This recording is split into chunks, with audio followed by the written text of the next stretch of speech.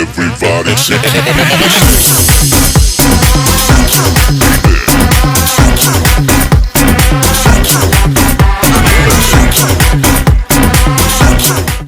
Hello friends, कैसे हो आप सभी? अच्छे हो, बढ़िया हो, खा रहे हो, पी रहे हो? अच्छा, खाओ पियो और थोड़ा पढ़ाई भी करो, क्योंकि पढ़ाई करना बहुत ज़रूरी है ना? इसीलिए पढ़ाई करो। तो मैंने पिछले वीडियो में क्या पढ़ाया था? पिछले वीडियो में मैं नेपोलियन को ख़त्म की थी और आज पढ़ाने वाली हूँ क्या? मेटरनिक।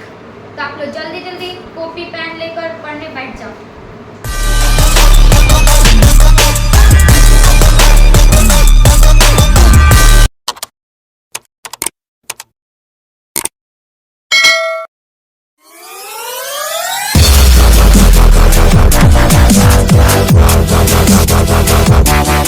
तो आज की क्लास हम लोग यहीं से स्टार्ट करते हैं। तो आज क्या पढ़ना है? आज पढ़ना है मेटरनिक। मेटरनिक के बारे में जानेंगे आज। मेटरनिक। अब मेटरनिक का शासनकाल कब से कब तक चला? 1815 से 1848 ईस्वी तक। कब से कब तक? 1815 से 1848 ईस्वी तक चला।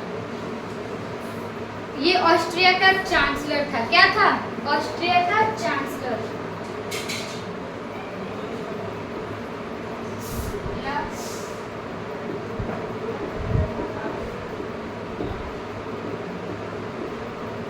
ऑस्ट्रिया का चांसलर था।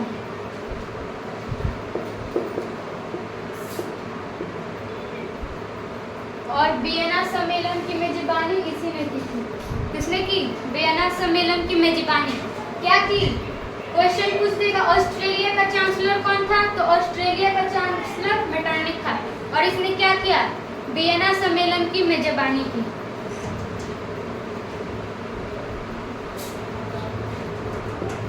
वियना सम्मेलन की मेजबानी की।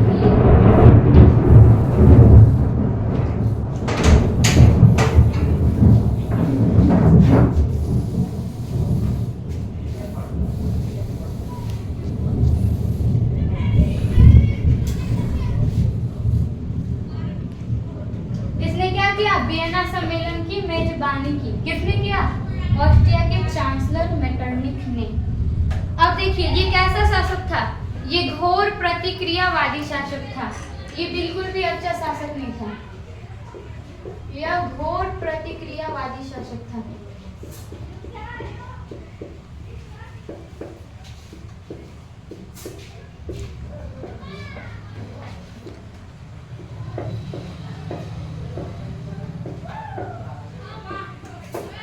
ये कैसा शासक था? ये घोर प्रतिक्रियावादी शासक था। इस सम्मेलन में ब्रिटेन, रूस, पर्सा और ऑस्ट्रिया जैसे यूरोपियन शक्तियों ने इस सम्मेलन में क्या किया? भाग लिया। कौन कौन से? रूस, ब्रिटेन, पर्सा और ऑस्ट्रिया।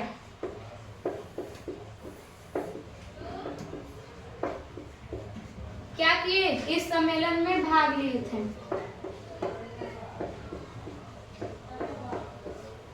आप लोग नोट कीजिए।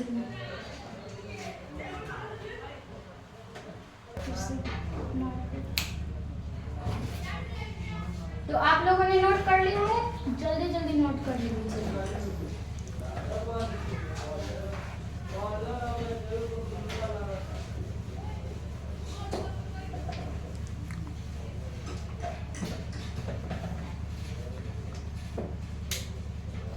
और ये मतलब जो ये शक्तियाँ थी रूस, ब्रिटेन, पर्सा, ऑस्ट्रेलिया की, जिसने इसमें भाग लिया, उनका मुख्य उद्देश्य क्या था? उनका मुख्य उद्देश्य था देश में शांति और संतुलन बनाना। उनका मुख्य उद्देश्य क्या था? शांति और संतुलन बनाना। मुख्य उद्देश्य शांति और संतुलन बनाना। किसमें? अपने देश में।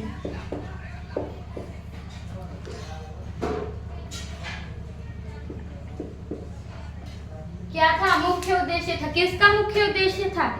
4 देशों के। कौन कौन से 4 देश थे? ब्रिटेन, पर्सा, रूस और ऑस्ट्रिया। उनका मुख्य उद्देश्य था हमारे देश में शांति और संतुलन बनाना। अब देखिए, मेटरनिख कैसा शासक था? प्रतिक्रियावादी शासक था।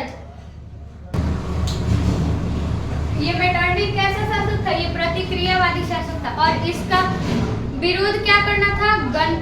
गणतंत्र को है हटा देना और राजतंत्र को पुनः स्थापित करना। क्या था? गणतंत्र का विरोध करना और राजतंत्र को पुनः स्थापित करना।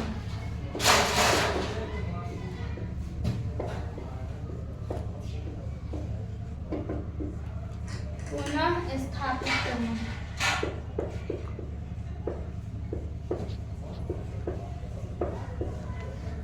इसका उद्देश्य क्या था?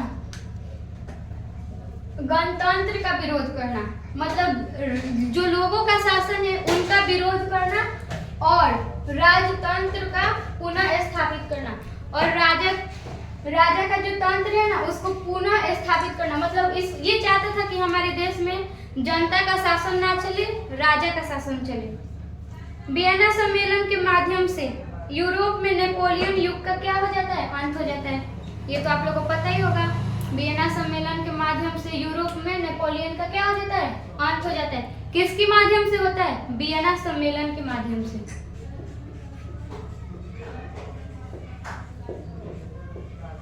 वियना सम्मेलन की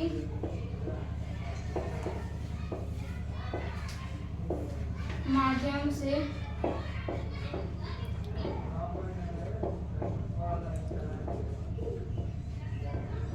नेपोलियन युग का क्या हो जाता है? अंत हो जाता है।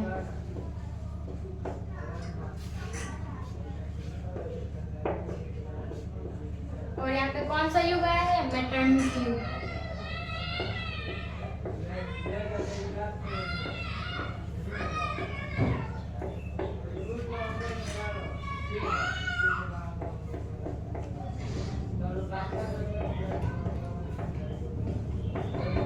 क्या होता है यहाँ पे? वियना सम्मेलन के माध्यम से। किसके माध्यम से? वियना सम्मेलन के माध्यम से नेपोलियन युग का क्या हो जाता है? अंत हो जाता है। और फिर कौन से युग का शुरुआत होता है? मेटरनिख युग का। तो आप लोग नोट कीजिए। आप लोगों ने नोट कर लिया है?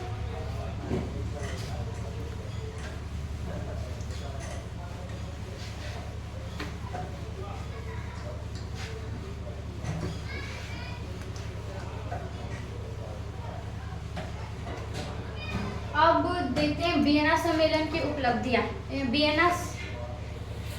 कांग्रेस की उपलब्धियां।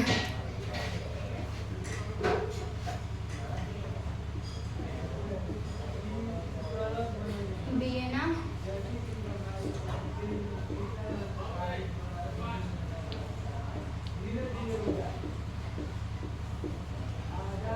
कांग्रेस की उपलब्धियां।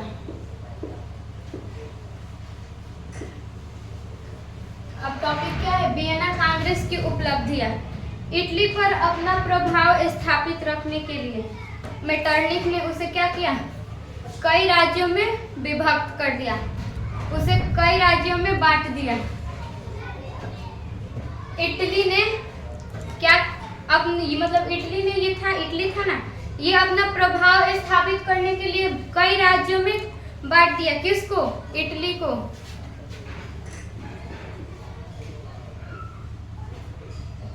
इस पे अपना प्रभाव स्थापित करने के लिए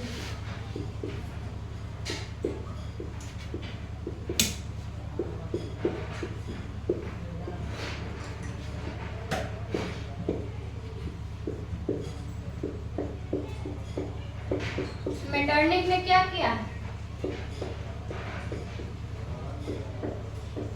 इसे कई राज्यों में विभक्त कर दिया। किसको, इटली को क्या किया, मतलब कई राज्यों में बांट दिया।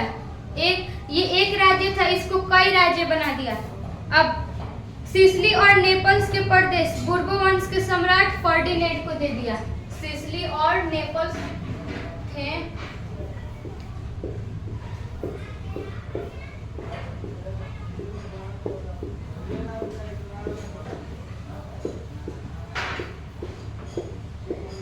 सिसिली और नेपल्स बुर्बो वंश के राजा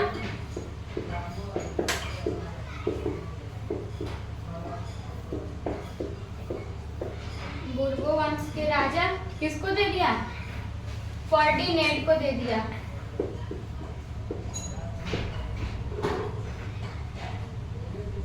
फर्डिनेंड को क्या किया, दे दिया। रोम और उसके आसपास के राज्य किसको, पोप को सौंप दिए। कहाँ के राज्य, रोम और उसके आसपास के राज्य।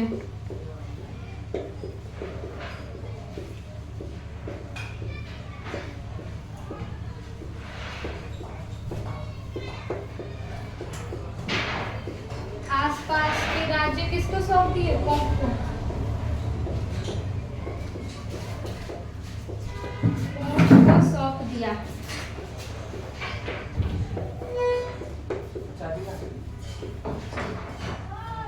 इस पे अपना प्रभाव स्थापित करने के लिए, किस पे, इटली पे। क्वेश्चन पूछेगा, इटली पे अपना प्रभाव स्थापित करने के लिए मेटरनिक ने क्या किया, क्या किया बताओ, क्या किया। इटली पे अपना प्रभाव स्थापित करने के लिए मेटरनिक ने उसे कई राज्यों में क्या किया, बांट दिया, विभक्त कर दिया।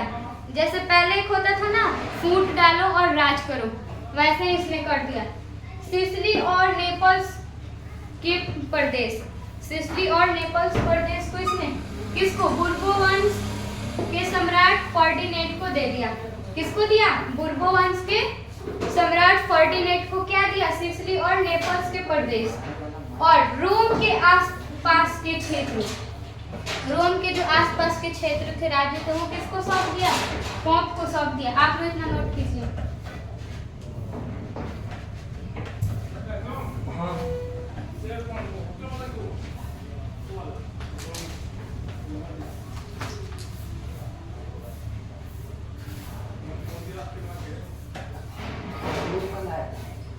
नोट जल्दी जल्दी करिए।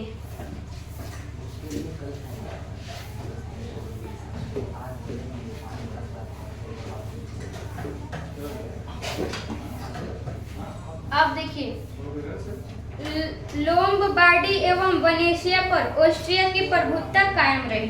किस पे, लोम्बार्डी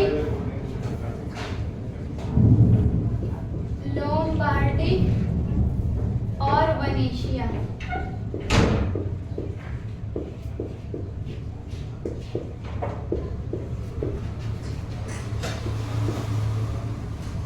ऑस्ट्रिया की प्रभुत्ता कायम रही।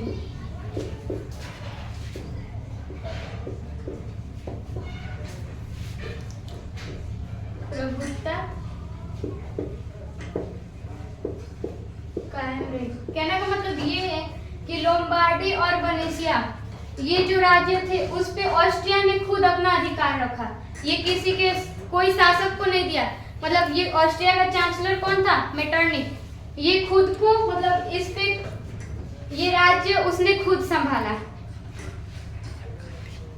पर्मा, मोडेन और टस्कनी के प्रांत, हैबसबर्ग, पर्मा, कौन कौन सा, पर्मा, टस्कनी, पर्मा, टस्कनी और मोडेन के प्रांत।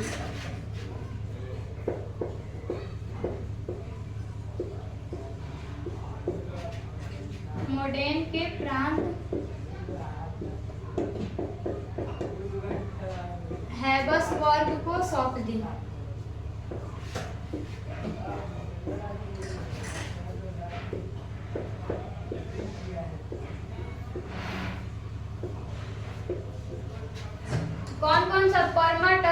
और मोडेन के प्रांत किसको सौंप दी? हेबसबर्ग को।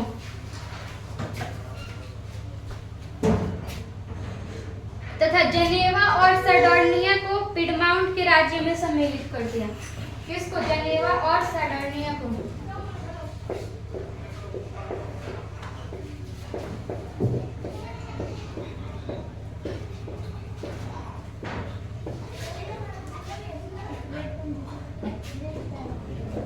सार्डिनिया को किसमें सम्मिलित कर दिया? पिडमाउंट के राज्य में सम्मिलित कर दिया।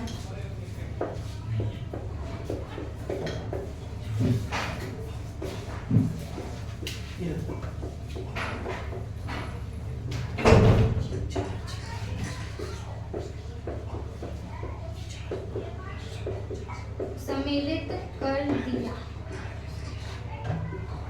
अब देखिए क्या क्या किया। लोमाबार्डी और वेनेशिया पर ऑस्ट्रिया की प्रभुत्व कायम रही। मतलब लोमाबार्डी और वेनेशिया पर ये जो मेटरनिक था इसने खुद अपना कब्जा किया। परमा, टस्कनी, मोडेन के प्रांत हेबसबर्ग को सौंप दिए। किसको सौंप दिए? हेबसबर्ग को। जेनेवा और सार्डिनिया को पिडमाउंट के राज्य में सम्मिलित कर दिया।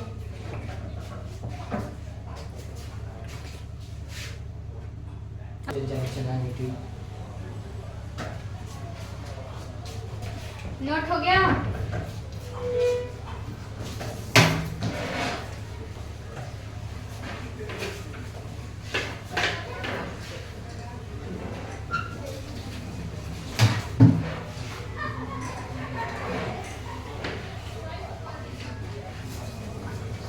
अब जर्मनी में 29 संघ का रियासत कायम रहा और जिस पर ऑस्ट्रिया का अधिकार स्थापित किया गया।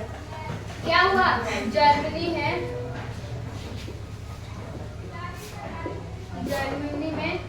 39 रियासतों का संघ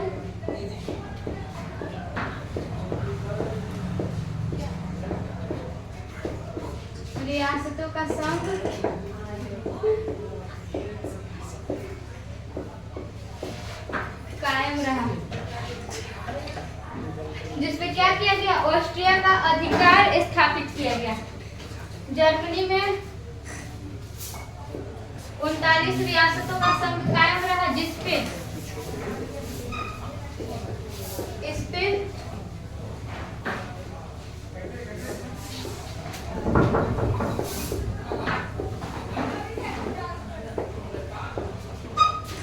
ऑस्ट्रिया का अधिकार स्थापित किया गया।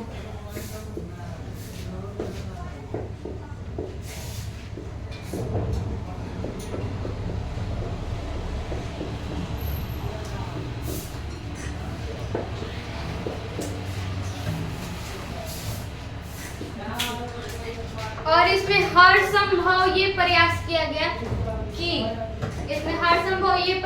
गया कि ये सभी राज्यों में क्या हो? राष्ट्रीयता का भावना उत्पन्न हो।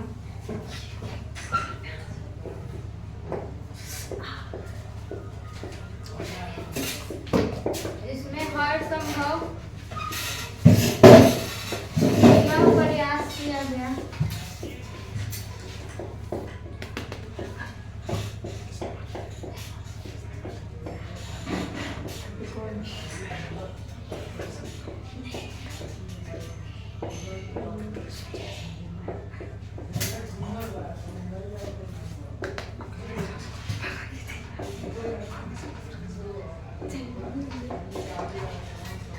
क्या? जर्मनी 39 रियासतों का संघ कायम रहा। जर्मनी में 39 रियासतों का संघ क्या कायम रहा। इसमें ऑस्ट्रिया का अधिकार स्थापित किया गया। जर्मनी में ये जो 39 रियासत थे उस पे ऑस्ट्रिया का अधिकार स्थापित किया गया। किस पे? जर्मनी के 39 रियासतों के संघ पे क्या किया गया? ऑस्ट्रिया का अधिकार स्थापित किया गया और इसमें हर संभव ये प्रयास किया गया कि राष्ट्रीयता की भाव जगे। किसमें? ये 39 रियासत संघ थे उसमें। आप लोग नोट कीजिए।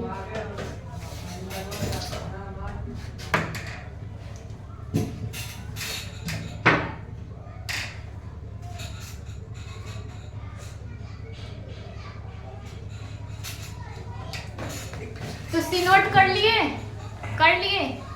जल्दी जल्दी करो, वैसे भी तुम लोग गधेड़ा हो, गधेड़ा।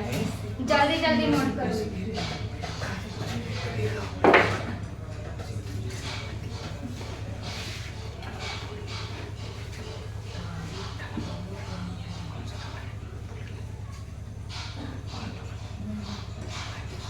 अब इसने क्या किया? अब इसने पुरातन व्यवस्था की स्थापना की। इसने पुरातन व्यवस्था की स्थापना की।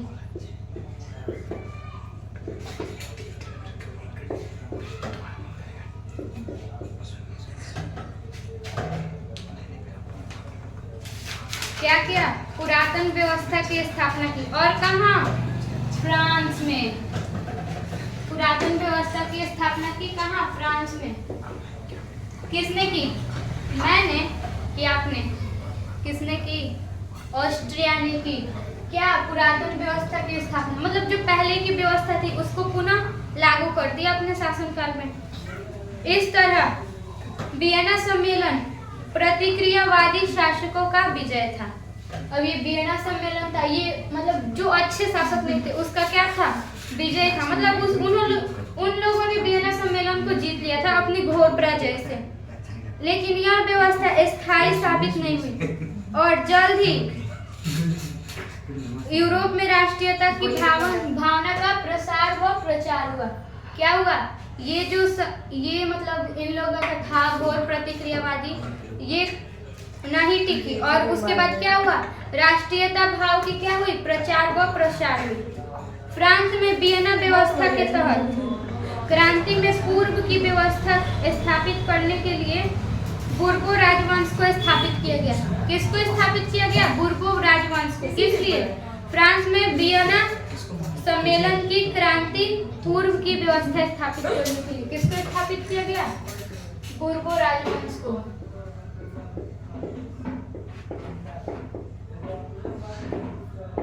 बुर्बो वंश को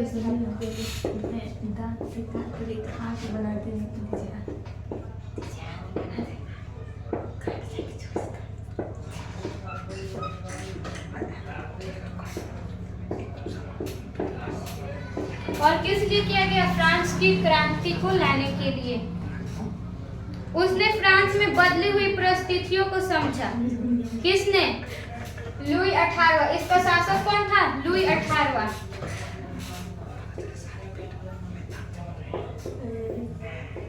बुर्बो वंश का शासक।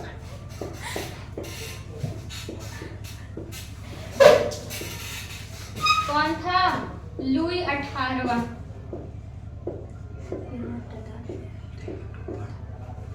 अब उसने क्या किया? फ्रांस में बदली हुई परिस्थितियों को समझा और फ्रांसीसी जनता पर पुरातन पंथी थोपने के बजाय क्या किया? कोशिश नहीं की। ये जो बुर्बो वंश का शासक लुई 18वां था, वो फ्रांस में पुरातन पंथी व्यवस्था थोपने की कोशिश नहीं थी। कोई लोग होता है ना, कितना भी साथ रहता है समझता नहीं है। तो ये आया, बुर्बो वंश आया फ्रांस में, तो ये समझने की कोशिश की और क्या किया? फ्रांस में पुरातन व्यवस्था थोपने की कोशिश ना की।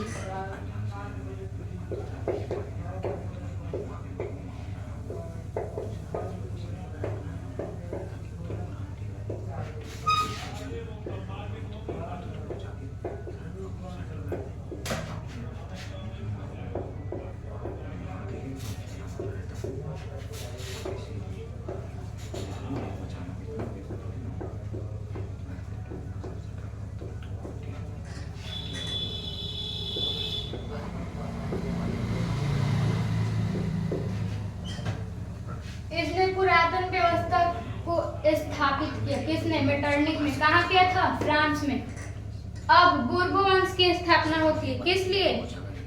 फ्रांस वियना व्यवस्था के तहत क्रांति के पूर्व की व्यवस्था को स्थापित करने के लिए किसकी स्थापना की जाती है? बुर्बो वंश। अब बुर्बो वंश का शासक कौन था? लुई 18वां।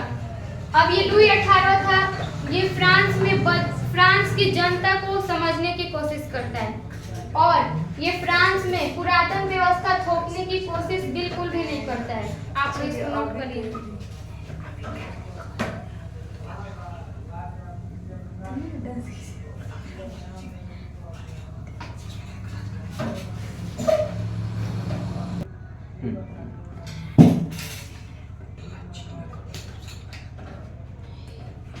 नोट हो गया।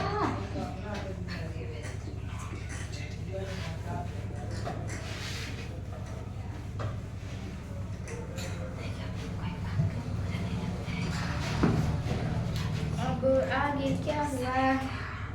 उसने प्रतिक्रियावादी और सुधारवादियों शक्तियों के मध्य सामंजस्य स्थापित किया। क्या किया? मतलब प्रतिक्रियावादी और सुधारवादियों के बीच क्या एक समानता का प्रयास किया। किसने? लुई 18 ने।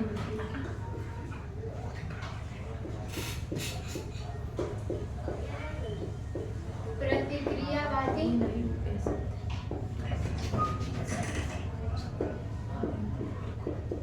और उदारवादियों की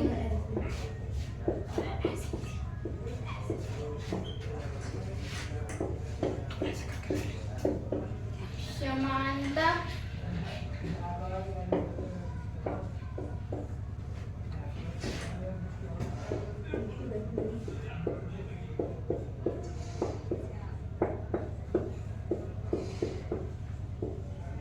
क्या करने का प्रयास किया?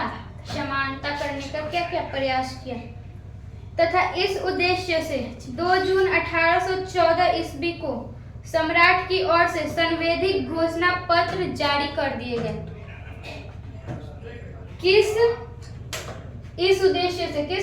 प्रतिक्रियावादी और उदारवादियों में समानता का प्रयास करने, इसी उद्देश्य से क्या किया गया?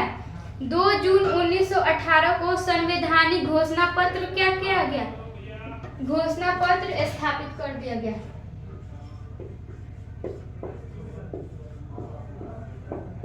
इस उद्देश्य से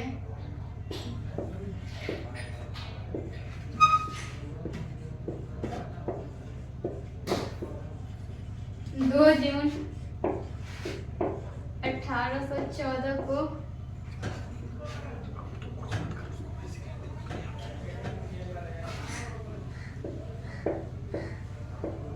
संवैधानिक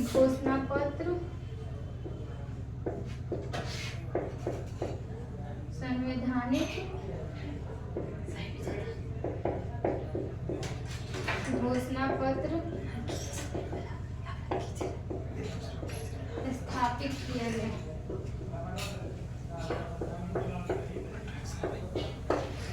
क्या किया गया? प्रतिक्रियावादी और उदारवादियों में समानता करने का प्रयास किसने किया? मेटरनिख ने। किसने किया? मेटरनिख ने। गोबरनाथो मेटरनिख ने नहीं, लुई 18वें ने किया। किसने किया? मेटरनिख ने नहीं, लुई 18वें ने किया। अब इस उद्देश्य से 2 जून 1814 को संवैधानिक घोषणा पत्र स्थापित किया गया। आप लोग नोट कीजिए।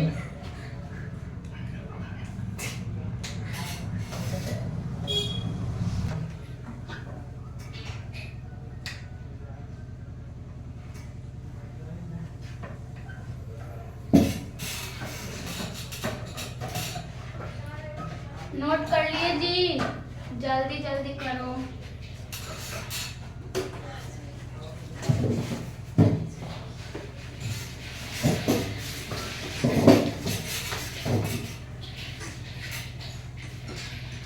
अब ये घोषणा पत्र जारी किया गया था, तो ये कब तक चलता रहा? ये घोषणा पत्र 1818 ईस्वी तक चलता रहा। ये घोषणा पत्र कब तक चलता रहा? 1818 ईस्वी तक। कहाँ? फ्रांस में।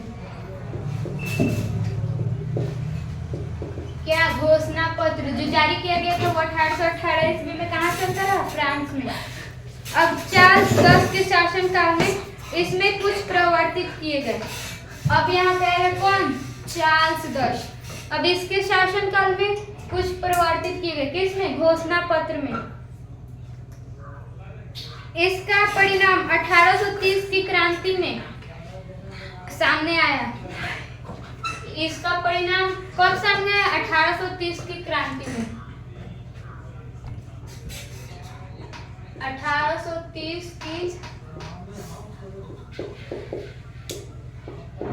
क्रांति में सामने आया।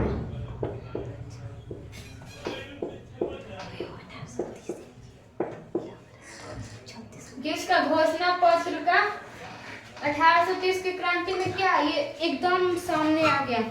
अब पढ़ेंगे जुलाई 1830 की फ्रांसीसी क्रांति के कारण।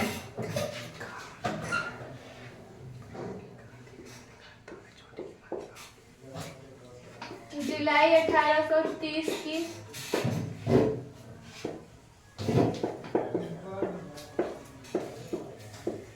फ्रांसीसी क्रांति का कारण।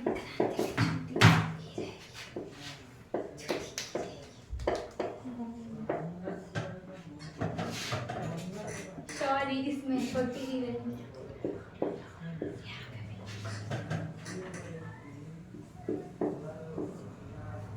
अब क्या पढ़ेंगे? जुलाई 1830 की फ्रांसीसी कारण।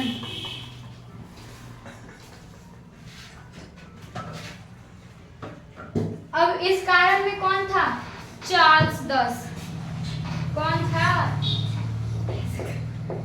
चार्ल्स 10। ये कैसा शासक था? ये एक निरंकुश एवं प्रतिक्रियावादी शासक था। निरंकुश और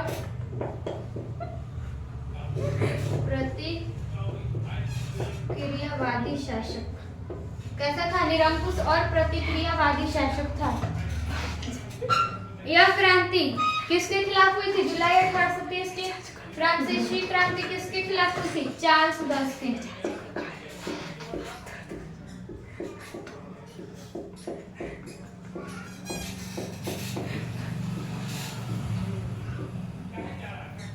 फ्रांसीसी जुलाई 1830 की फ्रांसीसी क्रांति किसके खिलाफ हुई? ये हुई चार्ल्स 10 के खिलाफ। आप लोग नोट कीजिए।